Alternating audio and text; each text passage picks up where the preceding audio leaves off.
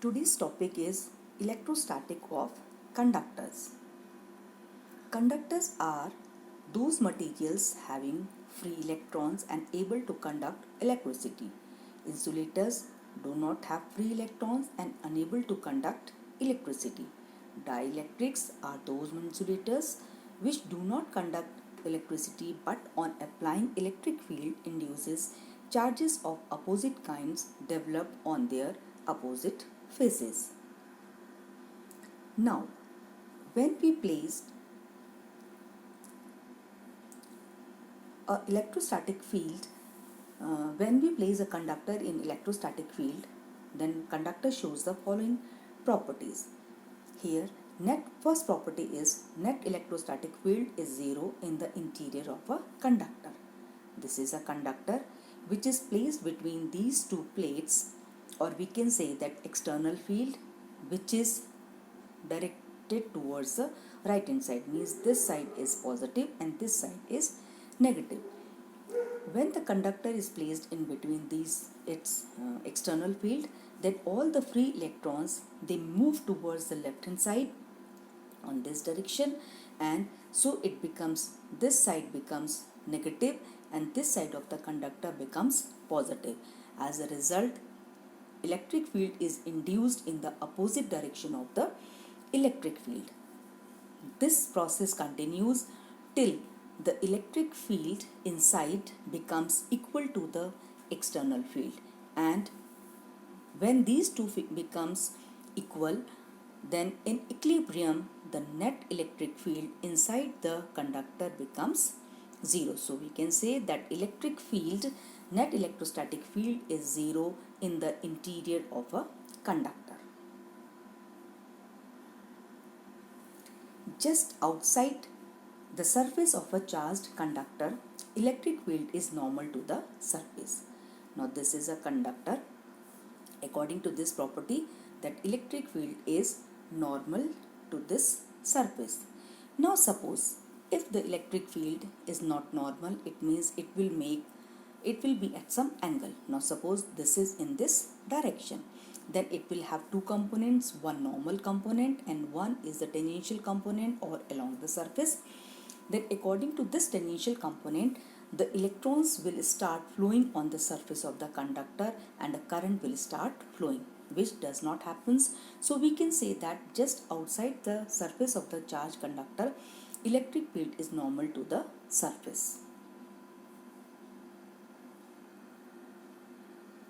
The third property,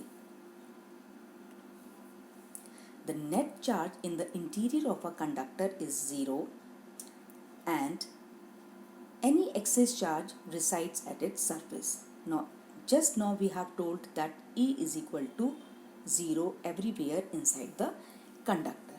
According to Gauss theorem, phi is equal to Q upon epsilon naught, and as well as by the definition of the flux, it is also equal to E dot ds. So as E is 0, so we can say that phi is equal to 0, and when phi is equal to 0, as a result we can say that Q is equal to 0. So the net charge in the interior of the conductor is 0 and any excess charge resides at its surface.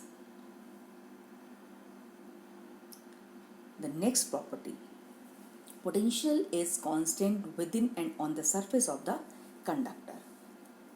In the previous lectures, electric field is explained as in potential gradient.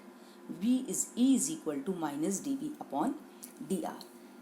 Just now we have explained that E is 0. When E is 0, then V is either constant or 0. So hence potential inside the conductor is constant and have same value as on its surface. So potential is constant within and on the surface of a conductor. Now next property, electric field on the surface of a conductor is proportional to the surface charge density. Now let the surface charge density is sigma. Then now suppose this is a conductor and here we have considered a very small pill. So the flux through this small pill will be given by d phi is equal to E dx, and also by Gauss theorem d phi is equal to dq upon epsilon naught, and dq, since this is the charge, and charge is equal to surface charge density into area. So in place of dq we can write sigma upon ds, and this result reduces to E is equal to sigma upon epsilon naught. And in vector notation, since this is a positively charged, so it is normally outward. So E is equal to sigma upon epsilon naught n cap. So sigma is the surface charge density. So we have proved that electric field on the surface of the conductor is proportional to the surface charge density. The last property and very important property, that electrostatic shielding. Now electric field is zero in the cavity of a hollow charged conductor. So now if this is a conductor and this is a cavity inside a conductor, then if you keep any instrument in this cavity, then it will be remain unaffected by the any electric field outside this cavity, because the electric field is zero inside the cavity. So whatever be the charge and field configuration outside any cavity in the conductor, cavity remains shielded from outside electric influence. The field inside the cavity is always zero. So here the field is all here. If this is a conductor, this is cavity, then field inside the conductor is always equal to zero. So this is known as the electrostatic shielding. This effect can be made use of protecting sensitive instrument from outside electrical influence. Now at the last, there are some questions for your homework. These questions are taken from the NCERT textbook. You can get the help or solve the questions by yourself. Tomorrow I will give you the answers of these questions. Thank you.